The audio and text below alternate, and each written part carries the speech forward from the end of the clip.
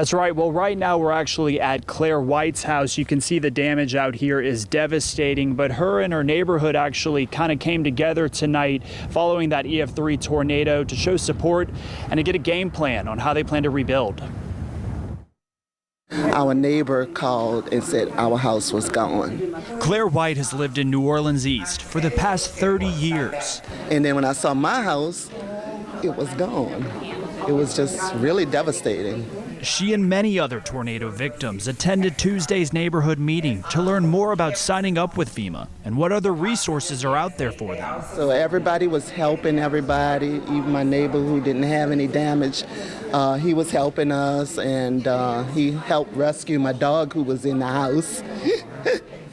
The dog was fine. He was just shaken up. Mayor Mitch Landrieu says he expects at least 1,500 people will sign up with FEMA. But people's lives have been changed forever. The mayor also says Energy has restored all power to houses that had the ability to do so. The shelter at Joe Brown Park closes Wednesday morning. People staying there have been set up with a temporary housing plan. And when it comes to debris, nearly 4,000 tons of it have already been removed. The mayor says to speed up that process, debris should be on the curb and bagged.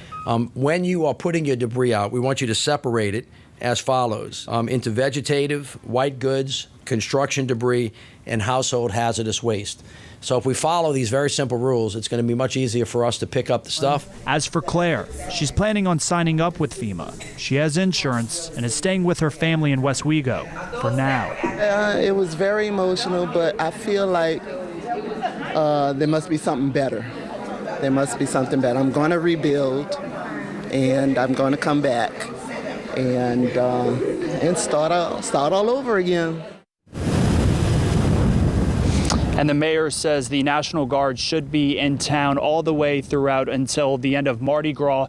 And as for Chef Mentor Highway, that's supposed to be completely reopened by the beginning of next week. Of course, for more information on how you can sign up with FEMA or volunteer, head on over to the WDSU mobile app. Reporting live in New Orleans East, I'm Aubrey Killian, WDSU News.